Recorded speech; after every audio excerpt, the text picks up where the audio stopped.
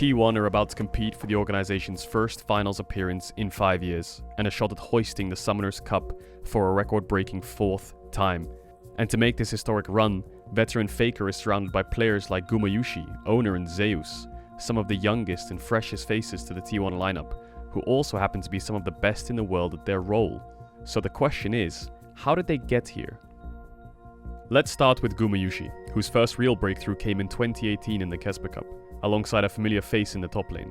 They took on Hanwha Life Esports, and despite doubts about a roster of amateurs, Guma and his team took down the LCK representatives 2-1, and Gumayusi also took home the MVP.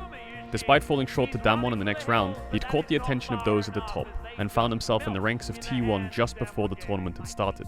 He remained as a sub for about 2 years, playing on the T1's challenger team and slotting into the main roster when he was called upon. The chipping comes in and Gumayusi is in the front line for no reason, goes down, not able to stand up to the power. Despite the difficult loss in the 2020 regional finals to Gen G, Gumayusi still believed in himself, and approached T1 CEO Joe Marsh to confidently say that he was the best AD carry on T1. Apparently, Joe Marsh agreed, and in 2021 Gumayusi began to split time as a starter with Teddy.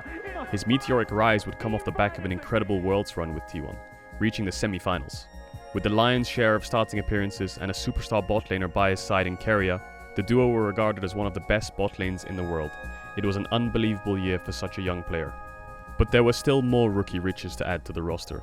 Around the time that T1 failed to make Worlds in 2020, we got the first glimpse of Owner and Zeus on a YouTube series called League of Legends The Next, a series searching for the next superstars in the amateur scene, where the top jungle were featured and mentored by veteran LCK players amongst the likes of Wolf, Prey, Marin and Pawn.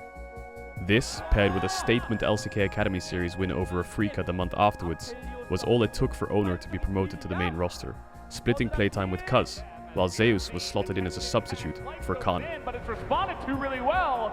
And look at the poke coming in as the kick is on BDD. Owner quickly surpassed his fellow jungler, and in less than one split he became the main starter for T1, making it all the way to the 2021 World semi-finals alongside Gumayusi. Zeus, however, was only able to play a few games during the spring season, but did have some standout performances which showed a lot of promise, as he then shadowed Kana for the rest of the year. And they're asleep. It's a double kill for the Lilia to go to the World Finals. And damn old legends and old legends. After the 2021 season, T1 dropped the idea of a 10-man roster, opting to move forward with Gumayusi and Owner as permanent starters. However, there was one question mark: the top lane, where T1 were considering whether a veteran top laner would suit the young roster better. Names among the likes of Nuguri were floating around as an option. But in the end, T1 ultimately kept their faith in their rookie, choosing Zeus as their starter for Season 12. Together, the three young players have fought back to the semi-finals alongside the greatest player of all time. Each one brings something distinct to the table.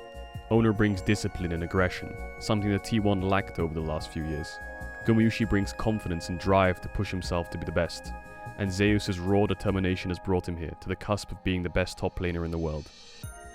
The already incredible careers of these young players are small in the shadow of what lays ahead, but every impossible gauntlet is another opportunity for all of T1 to cement their legacies and push themselves to a Worlds final.